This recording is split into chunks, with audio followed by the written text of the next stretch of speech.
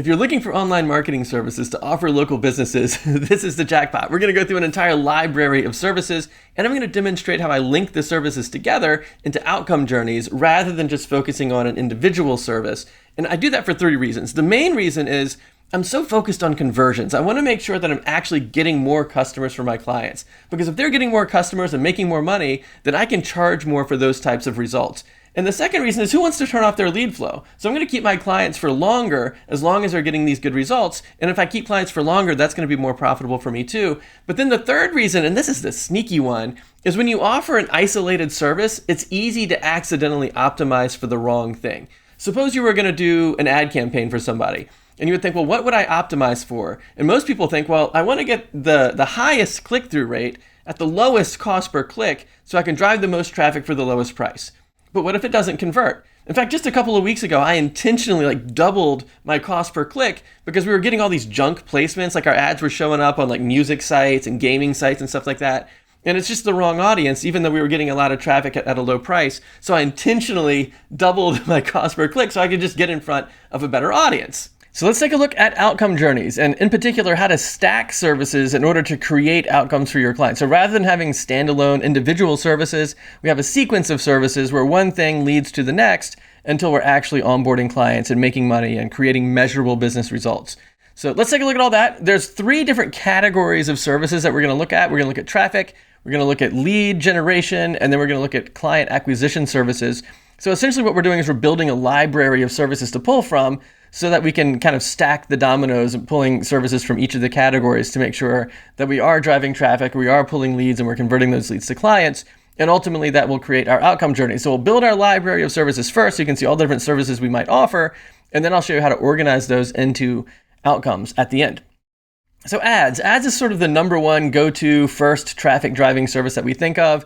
And there's a bunch of different types of ads that we might look at. Our go-to starting one is Google search ads, where it's sort of like you're buying an organic SEO ranking. For example, if somebody searches for keywords and then your ad shows up at the top. Another ad that we'll look at, now not all businesses qualify for this, but we'll look for Google local service ads if we can get that for our client. Let me show you what that looks like. If you haven't seen this or thought about this recently, I did a quick search for best injury attorney near me, just to show you the difference between a local service ad, which is what you see up there where it says Google screened over on the left. And then down below that are the search ads, which are sort of like search intent. So it's sort of like paid organic locations as opposed to these sponsored listings that don't really have much to do with the search. It's just that's the business. And then over on the right, you'll see that I did HVAC services near me and got local service ads at the top as well. But it says Google guaranteed on the right where it says Google screened on the left. The difference is that the Google screened is for white collar jobs like attorneys and financial services and stuff like that. Whereas the right-hand side where Google guaranteed is more like blue-collar jobs like HVAC services, electricians, plumbers, things like that. So Google actually will guarantee these, where it says Google guaranteed, I think they guarantee up to, I don't know, maybe it's $2,000 or something. There's some kind of financial guarantee that if things go awry and you're working with a guaranteed business, that Google will step in and try to help in some way. Whereas over on the Google screened, those services can be so outrageously expensive that there's no financial backing, but at least Google can say that, we screen these guys, they're not criminals, we did a background check, all that kind of stuff. And then in addition to that, you get this great prominent location right at the tippity top of these pages, even before the search ads. And the search ads come before the organic results. So anyway, I just wanted to show you that just to be clear about what local service ads and Google search ads actually are and where they show up on the search results page. So let's take a look back at the traffic services again. We talked about ads, search ads, local service ads. We also do social media, and that would be Facebook, Instagram, Pinterest, Nextdoor maybe. And depending on the type of business and the audience that we're looking for, we might choose a collection of those different platforms for social media ads. Sometimes we'll run Facebook Messenger ads as well. There's directory ads like Angie or Home Advisor, TaskRabbit, Thumbtack. This would mostly be for home services. And there's a little bit of a difference that you should be aware of. All of the ads we talked about up until directory ads are one-to-one ads, meaning you run a Google search ad, for example, a person sees it, they might click it and then go to your website, and you get one click or one customer goes directly to you. These directory ads are shared lead ads. So if I went in and I'm looking for somebody to build a deck off the back of my house, and I go to Angie and I fill out a little form that says, hey, I'm looking for a deck, then my job request is going to then get distributed to like 5, 6, or maybe even a dozen different deck builders that are near me. And then I'm going to start getting a bunch of phone calls from a bunch of different people that can provide the service that I'm looking for. And in that case, speed to call me is like a big deal. Like the people that reply to those ads fastest tend to get the jobs because they're shared. So anyway, I just thought I'd mention that. It's helpful to know that directory ads tend to work different from all the other ones. There's also direct mail ads. So we don't always keep everything online only. We'll sometimes do paper mail, like postcards and stuff like that. For example, if we're targeting a new neighborhood for lawn care, where we don't think people have a lot of lawn care service providers yet, we might say, hey, our lawn care service provider could mow all the lawns in the whole neighborhood. Let's saturate that neighborhood with direct mail. So that would be more of like a service area type of a business, like lawn care, pest control, pool maintenance, things like that. But we might also do direct mail for things like new restaurants or gyms or something like that, something that's just widely interesting to most people in a neighborhood, for example. Then we have SEO. So SEO is another form of traffic driving services. And there's really a few different flavors of it. There's technical SEO, and we'll probably do all of these in one package. So technical would be making sure there's a good mobile experience. The load speed is fast, and just the technical stuff that goes into making sure you've got a site that's going to rank well. Then there's on-site work that we would do with like the structure of the site. Like sometimes there's a service page that lists like 4 or 5 different services, and we would probably break that up into 4 or 5 different pages with one service per page rather than lots of services all on one page. Just because if you're focusing on one service per page, it's a lot easier to SEO that. You can really target the keywords. And we're also going to look at what keywords are they ranking for, what are their competitors ranking for, are there any content gaps that we need to create content for to make sure we're showing up for the keywords we want. So that would be all on-site SEO work. Blogging might be part of all of that. Then there's off-site work, which is getting backlinks and content sharing. So content sharing would be like maybe social media. Like I write a blog post, I take a snippet of the blog post and put it on social media somewhere and link back to the blog post. We sometimes will do press releases, but generally speaking, off-site SEO is getting links back to our website or maybe our Google business profile even, which we'll talk about in a second, from some other location other than our website. And then there's social media, which is also traffic driving. And a Google business profile is a really interesting point of that. I think that kind of goes under the radar for a lot of local businesses. They tend to think of Facebook and Instagram as like the main social media drivers, but Google business profiles are huge because it has such a huge influence on Google Maps, and your reviews have a big influence on that as well. And so we'll offer to manage Google profiles. Yelp is another one that flies under the radar a lot. A lot of local businesses will just not even think about Yelp. They'll think, I don't really have an audience there. But Google really likes Yelp. And so even if you don't feel like you have an audience on Yelp, then somebody might search for something, get a result on Google that points to Yelp, and then Yelp points to your business. So that's pretty helpful. And then, of course, there's Facebook and Instagram. And we do more than just posting. We might do a post a week, or maybe 3 posts a week, something like that. But we also do tagging.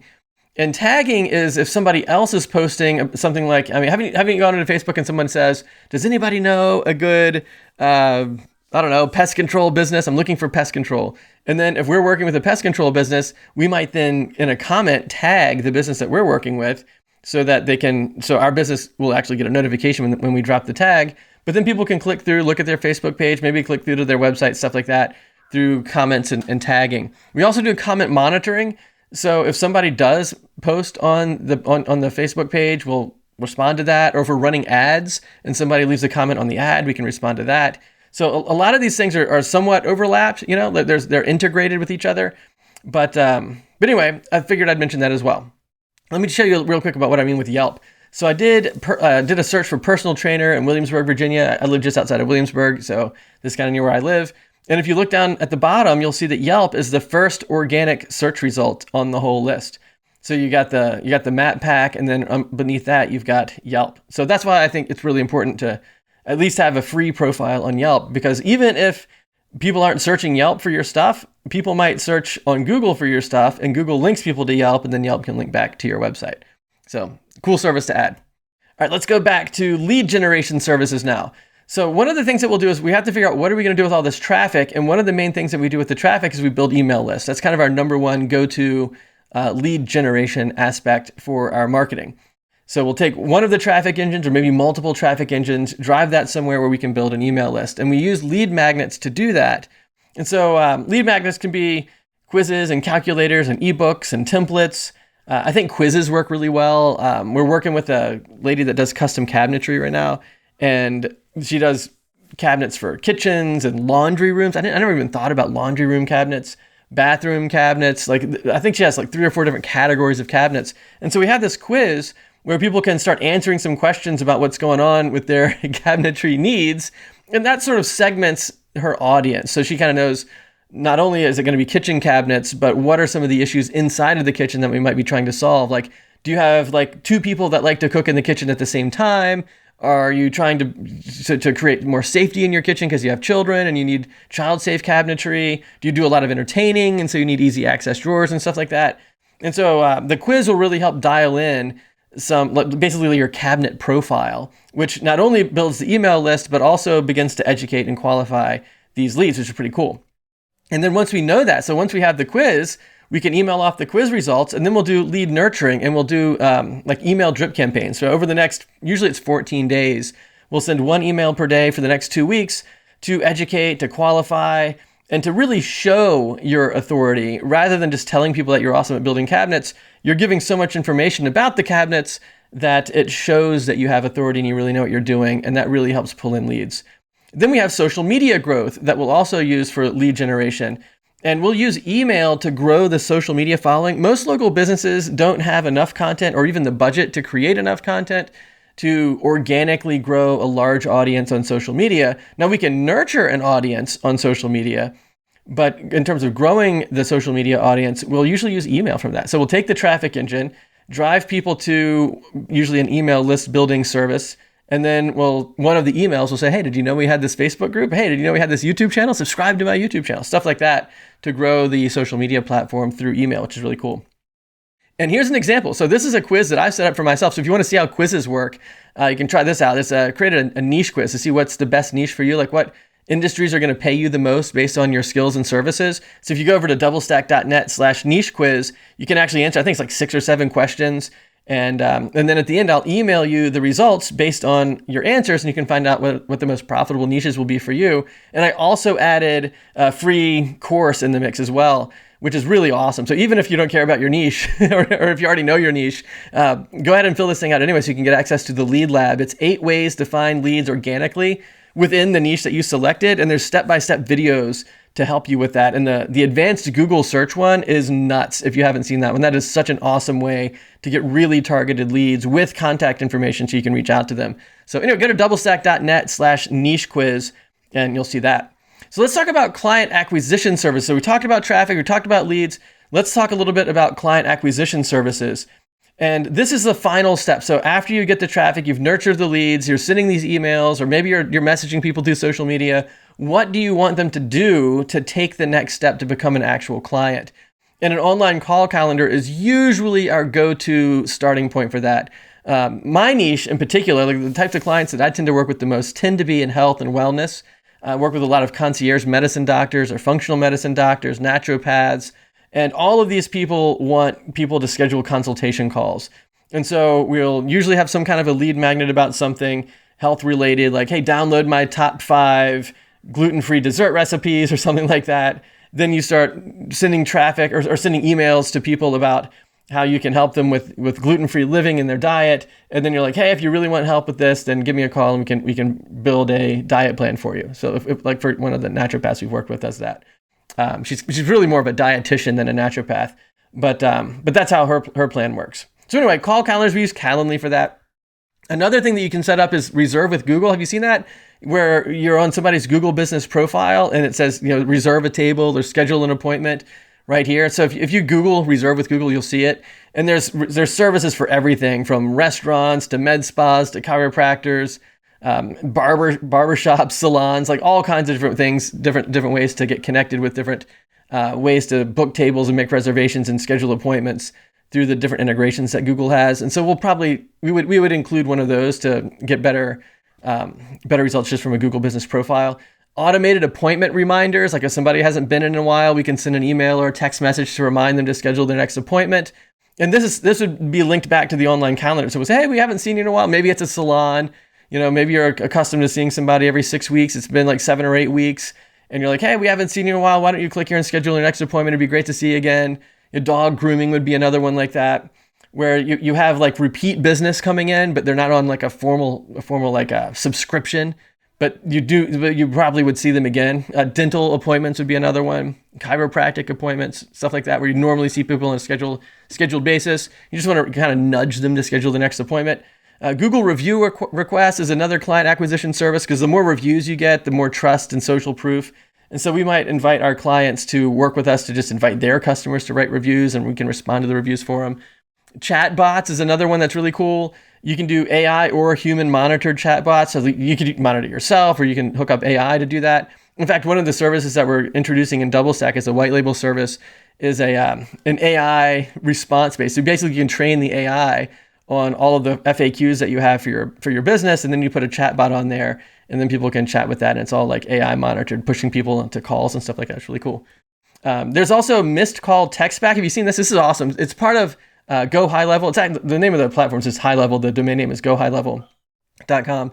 But missed call text back. So somebody places a phone call, the service provider can't answer, but the text will immediately go back to the person that placed the call and said, hey, I'm sorry, I couldn't get your call. Here's a text message about what you want them to do next, book a call or call back or whatever it might be.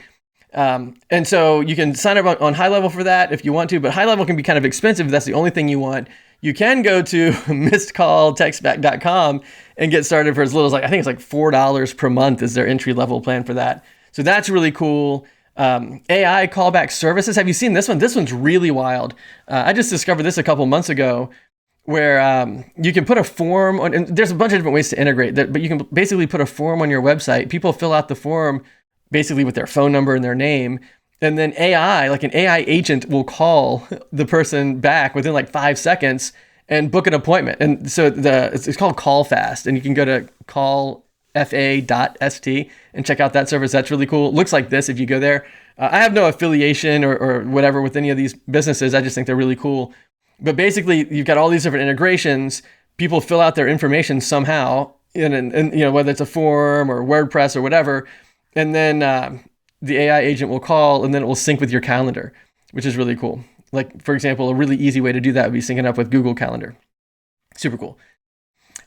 So local business reporting services. So this is another one that kind of comes after the client. So this is sort of like a fourth category that we didn't really talk about in the beginning, but it's still really, really helpful. In fact, probably critical to have, which is stuff like conversion rate optimization. Like if you're going to go to the trouble to drive traffic, pull leads, try to get clients, and you're noticing that your conversion rate isn't at the level that you want it to be, it's really helpful to at least know that, so you can figure out what you want to do about it. Maybe you need to change headlines. Maybe you need to update some of the emails. Maybe your landing page could be better.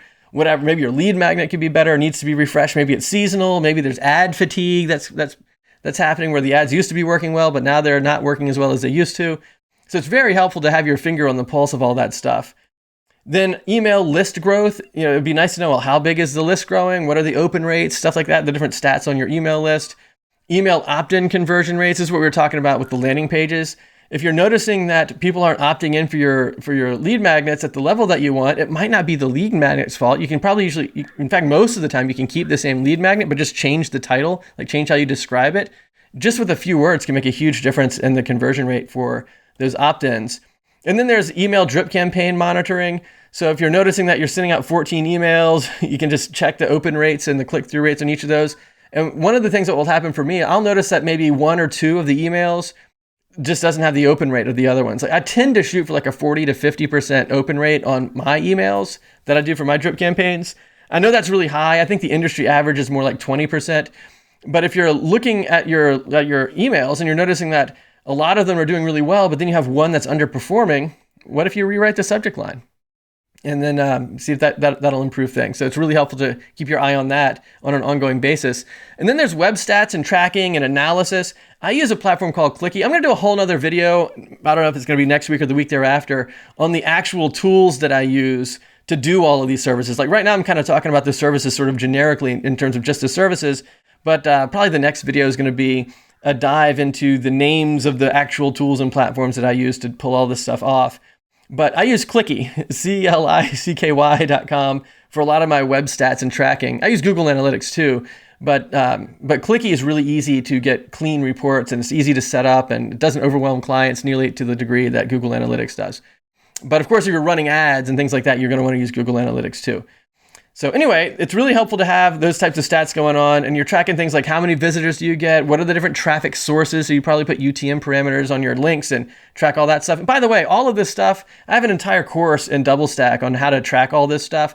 In fact, I kind of felt weird putting this video together because I know we're just touching on like the tip of the iceberg on some of this stuff.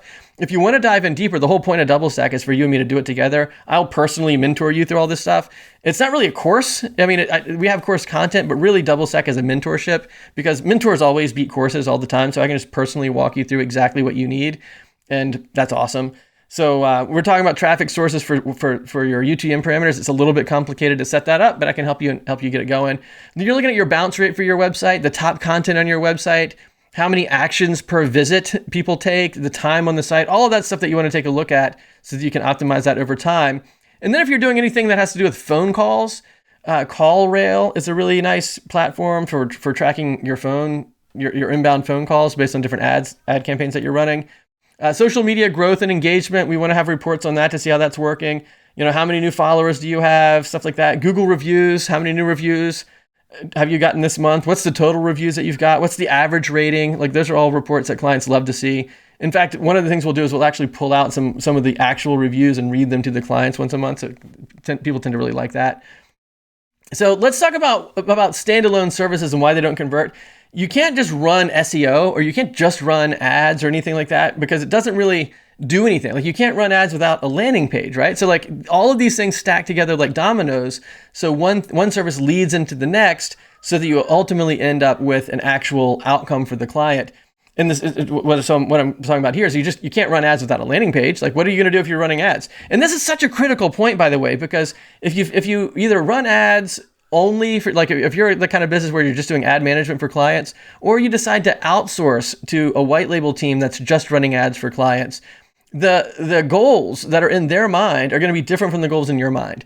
They're going to be thinking, how do I drive the most traffic for the lowest price? So that means, how do I get the best click-through rate at the lowest cost per click? That's how you get the most traffic. But that's not what I'm looking for.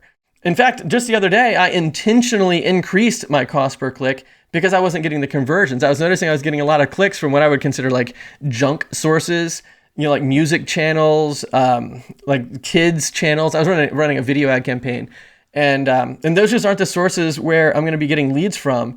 And so I intentionally went into the Google Ad Manager and turned off some of those lower cost per click sources in favor of the higher cost per click. Because I'm not after traffic, I'm after conversions. And that's really the whole point here. It's like if you're working with outsourced teams or you're only focused on ads, then your goals are misaligned, which is one of the really cool things about DoubleStack too. Like our white label teams, everybody on our team, they're all DoubleStack grads. And so they all know about this whole outcome journey concept. And so the ads are not just for clicks, their ads are actually for conversions. So that's a really cool resource to have access to. And you can't have a landing page without a call to action, right? So you can't run ads without a landing page. You can't have a landing page without a call to action.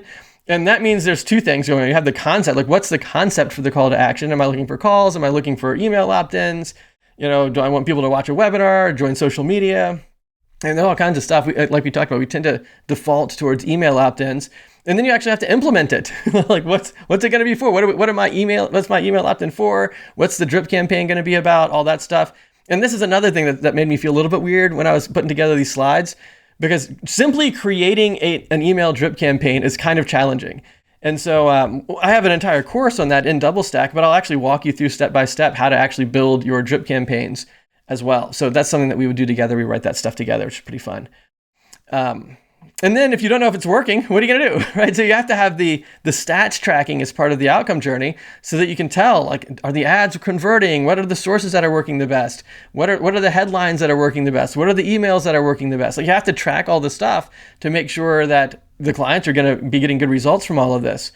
And so ultimately what we end up doing is instead of having standalone services, we build these outcome journeys. So let me show you some examples of what outcome journeys look like. And you can totally do more than one. I would say at least start with one. But as you're working with clients, just do more. Like as you scale up the package for them, you can do more and more and more. So for example, here's an example, traffic. You pick one traffic engine, for example, Google search ads, and then you have lead acquisition.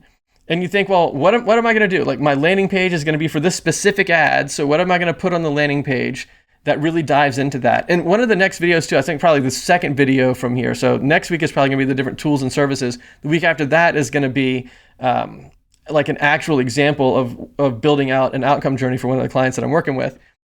And so we're looking here. So develop a landing page for the specific ad. And then you create a clear call to action on that landing page, probably email opt-in. Then you do lead nurturing, and that's going to be write an email, drip campaign, usually a 14-day campaign. And then you educate and you qualify the leads in that campaign. You establish your authority by showing and not just telling that you have awesome capabilities in this particular area, that you have that authority. And then you have client onboarding. And so what that's going to look like, usually it's going to be like a Calendly calendar where you move people to book a consultation call. And then you have your tracking and optimization. And that's going to be your outcome journey right there, where you're maximizing the conversion rates and everything. And then, of course, once you find what's working, amplify the success, right? Like once you have a traffic campaign going on, then, in fact, this is another thing that's really, really different from the way that we do it from what most people do. A lot of ad managers will charge a percentage of the ad spend as their compensation. And we sort of do it the opposite of that, because usually the ad spend is inversely proportional to the work that we're doing. And so by charging a percentage of the ad spend, we actually get paid less for doing more. So for example, in the beginning of an ad campaign, that's when we're doing all the testing and all the different targeting options and landing page optimizations and trying different headlines and all that stuff. And we're using basically a minimum ad spend just to get enough traffic to test what's working. And then when something really does start working, we're getting the conversion rates we want, then we amplify the success by cranking up the ad spend, but we don't touch it because it's working, right? We'll monitor it to make sure it continues working. And when it begins to fatigue, we'll do something about it. But in that sweet spot time zone, that's where we really crank up the ad spend and do very little work on it other than monitoring because it's working. And so that's why the ad spend is inversely proportional to the work that we're doing. So anyway, I just thought I'd mention that in terms of billing. We'll talk about billing in another video too. So let's look at some actual examples of outcome journeys real quick. It could be an ad that goes to a landing page, which goes to an email opt-in, which goes to a call. That's generally our default kind of top go-to outcome journey. And then you duplicate that structure for multiple offers. So rather than having different formats I'll show you some different formats here in just a second. But what you would do is you would have a particular ad for a particular service that runs to a landing page specifically for that ad. And then to scale out, you would just make more ad campaigns for different types of services with different types of landing pages. So the flow is the same, but the topics change. But you can also have different outcome journeys altogether. You could do an ad to a landing page to a video to then buy something as opposed to an email and a call. You can do ad to a landing page to the AI callback to schedule an appointment. You can do organic search to something educational, like a big long blog post about something that then leads to a lead magnet, like a template. And that lead magnet pushes people to an email drip campaign, which then pushes people to a call. So an example for that would be, how do I train for a 5K marathon? And then you hit a personal trainer's page on how to go from couch to 5K. And we have a lead magnet that would be a template that kind of allows you to log your success as you're practicing running, and like a journal, for example. And then we'll follow up with some emails to make sure things are going well. And then if you want to actually come in and work with us as a team or whatever for your personal training, you can call us and schedule a time to come in. So that would be an example of an outcome journey that starts with organic search instead of an ad. Another example would be organic search to educational content, to a lead magnet that then says, hey, why don't you join our social media community, join our Facebook group? And then from there, we drop in content where you might want to call us about something after that.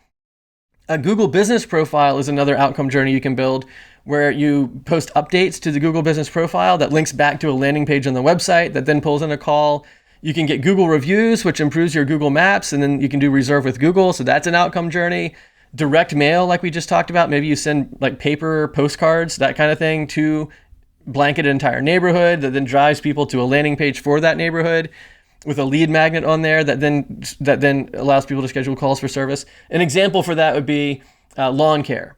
You blanket a neighborhood with a postcard that says, hey, we're doing lawn care in the Foxhead subdivision. Scan this QR code for the group rate discount. And then you scan the QR code that goes to a landing page on the lawn care person's website that's specifically for the Foxhead neighborhood. And it says, hey, we're going to be in your neighborhood every month, doing lawns of all your neighbors. So like as me, the person who lives in Foxhead, for example, I'm looking at that thinking, oh, wow, these guys do all the lawns in my neighborhood. And therefore I'm going to trust them because my neighbors are using them. Plus I get a discounted rate on all of this. And all I need to do is drop my email address in here and I'm part of the club, so to speak. And then that's great. But it also works really well for the lawn care person because now they just drive to one neighborhood and mow all the lawns, right? Because my friend Nick runs a lawn care business. And he's like, hey, Lee, I get paid to drive tractors, not trucks. What that means is he gets paid when he's mowing, not when he's driving to the location to do the mowing. So that's a really cool way to build out these outcome journeys. So now we have a ton of services that we can offer, and we've seen how to link them together into outcome journeys, at least in theory. So what if we built one together? Like what if we did an example together? So that's what this next video is going to be about. I'm dropping a new video every week as part of this agency blueprint series that we're on. So don't forget to subscribe so you don't miss that, where we actually build out a real outcome journey for a real client so you can actually see how that works. In the meantime, if you want to see the outcome journeys that we put in our $12,000 marketing packages for local businesses, check this out and you'll see how I was able to triple my revenue with these outcome journeys. It's crazy. So either way, I'll see you in just a minute.